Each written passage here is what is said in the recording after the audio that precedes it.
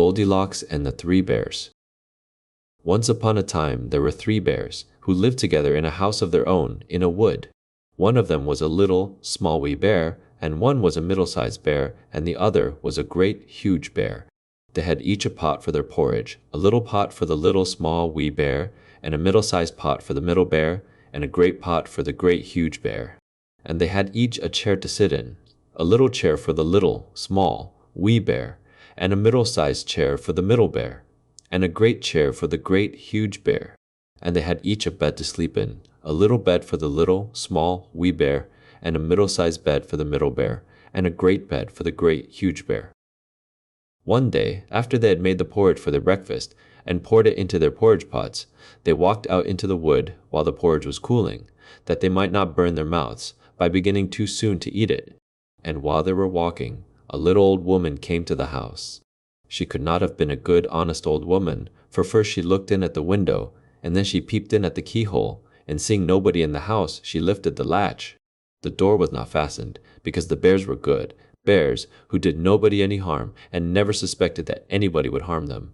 So the little old woman opened the door and went in, and well pleased she was when she saw the porridge on the table. If she had been a good little old woman, she would have waited till the bears came home, and then, perhaps, they would have asked her to breakfast, for they were good bears, a little rough or so, as the manner of bears is, but for all that very good-natured and hospitable. But she was an impudent, bad old woman, and set about helping herself. So first she tasted the porridge of the great, huge bear, and that was too hot for her, and she said a bad word about that. And then she tasted the porridge of the middle bear, and that was too cold for her, and she said a bad word about that too. And then she went to the porridge of the little, small, wee bear, and tasted that, and that was neither too hot nor too cold, but just right, and she liked it so well that she ate it all up. But the naughty old woman said a bad word about the little porridge pot because it did not hold enough for her. Then the little old woman sate down in the chair of the great, huge bear, and that was too hard for her. And then she sate down in the chair of the middle bear, and that was too soft for her. And then she sate down in the chair of the little, small, wee bear, and that was neither too hard nor too soft, but just right. So she seated herself in it, and there she sate till the bottom of the chair came out, and down she came, plump upon the ground. And the naughty old woman said a wicked word about that too.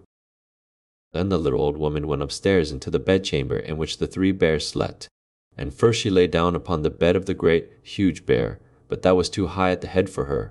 And next she lay down upon the bed of the middle bear, and that was too high at the foot for her. And then she lay down upon the bed of the little, small, wee bear, and that was neither too high at the head nor at the foot, but just right. So she covered herself up comfortably and lay there till she fell fast asleep. By this time the three bears thought their porridge would be cool enough, so they came home to breakfast. Now the little old woman had left the spoon of the great, huge bear standing in his porridge. "Somebody has been at my porridge," said the great, huge bear in his great, rough, gruff voice.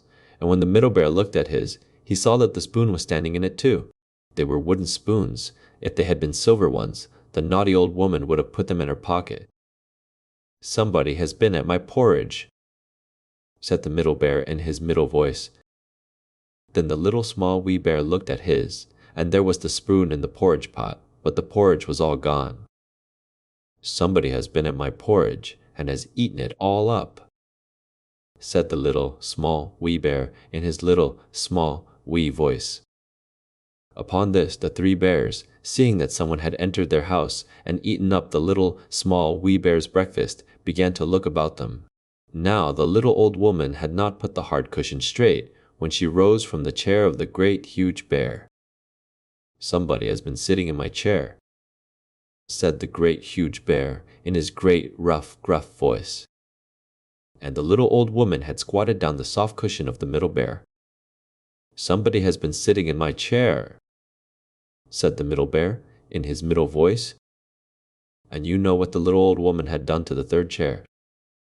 "Somebody has been sitting in my chair and has sate the bottom out of it," said the little, small, wee bear in his little, small, wee voice.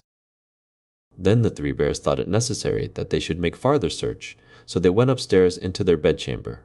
Now the little old woman had pulled the pillow of the great, huge bear out of its place. Somebody has been lying in my bed, said the great huge bear in his great rough gruff voice. And the little old woman had pulled the bolster of the middle bear out of its place. Somebody has been lying in my bed, said the middle bear in his middle voice.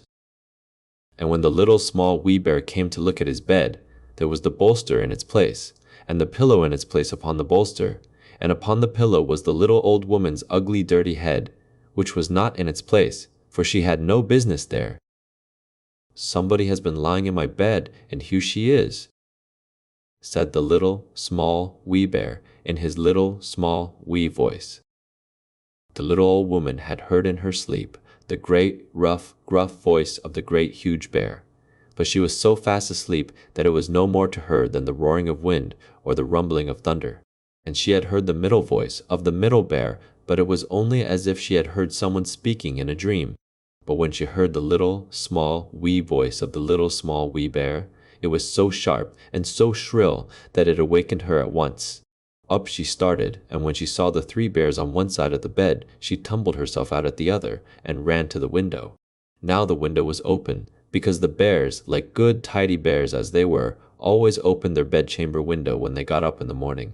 Out the little old woman jumped, and whether she broke her neck in the fall, or ran into the wood and was lost there, or found her way out of the wood, and was taken up by the constable and sent to the house of correction for a vagrant as she was, I cannot tell.